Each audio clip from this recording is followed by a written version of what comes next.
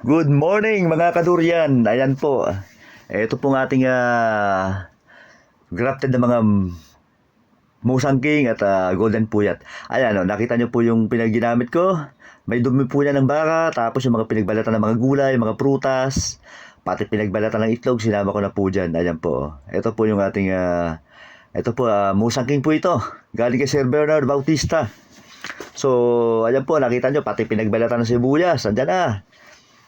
Pakwan, itlog. So, kahit po nasa ano lang tayo, nasa maliit na space. Ako po, taga rito ko sa Sambales, pero yan po, nag-talaga po ko ng Musang King na durian, no? Tsaka Golden Puyat. Ayan po. Kahit po saan pwede po ito. Ayan po, ayan, mga pinagbalatan na, ayan, nakita nyo po, no? Pati kay Mito, sinama ko niya, itlog. Ano po pala, sa mga beginners na kagaya ko, pwede nyo po i-try ito na wag po tayong gumamit ng abono. Kasi ako po noong una nagkamali po ako sa paggamit ng abono, no? Diba, hindi ganoon lang ako, hindi ganoon kahusay gumamit ng abono. So ano po, namatay po yung mga tanim ko na durian, no? Mga grafted din. Namatay po siya pag hindi ka export, hindi ka mahusay sa paggamit ng ano, pag hindi wasto yung pagkakagamit mo, pwede pong mamatay yung mga durian nyo. Pero pagka ganito po, ito pong mga sinasabi ko sa inyo, yung mga pinagbalatan ng mga gulay-gulay na yan, sibuyas, okay yan. Basta gano'n po, pinagbalatan ng prutas at gulay, gamitin nyo na po, pakwan, kumpleto na yung yan, no? Ayun, mapansin nyo po ang lusog niya, no? So kagaya po ngayon, ano po ngayon, March 16.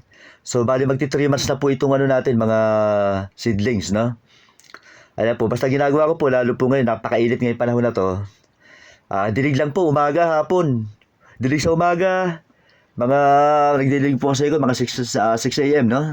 Tapos sa hapon ulit mga 6 p.m. ganyan, nagdidilig po ako sa hapon.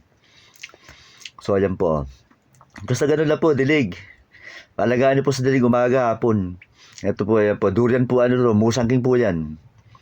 Ay po yung ating Musang King, no?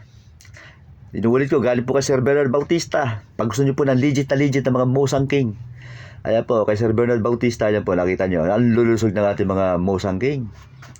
Kaya mga kadurian, kahit po tagasan tayo, pwede po tayo mag-alaga ng durian, no?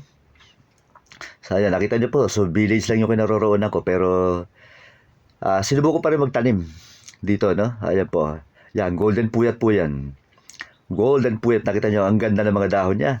Tsaka tuloy-tuloy na yung ano niya, yung pag labas ng mga talbos niya, no?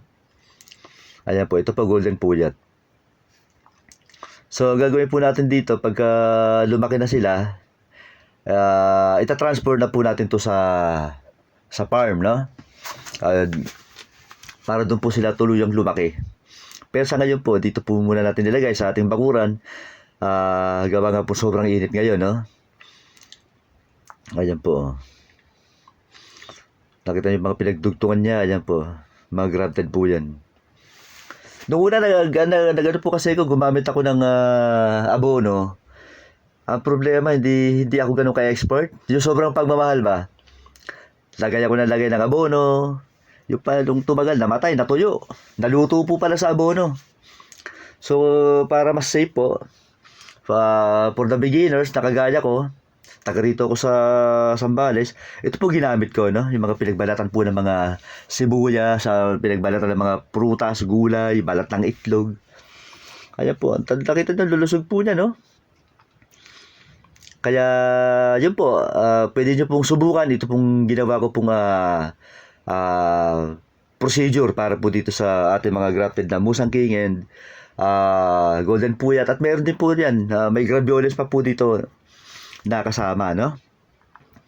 So, ayan po, wala pong masama kung susubukan po natin yung ginamit ko po na procedure. Kasi talaga pong napakahilig ko pong kumain ng durian. Pero naisip ko nung una, baka hindi mabuhay dito sa Sambales eh. Ayan, ito subdivision, no? Pero ngayon, subukan na natin. Ayan po. Dito po tayo sa Sambales. Kaya-kaya po natin buhayin to kahit saan buhay dito sa panig ng Pilipinas. Mabubuhay po yan. Basta wag lang po yung masyadong mundo. Okay, maraming salamat po sa lahat po ng mga nanood. God bless you all. Thank you.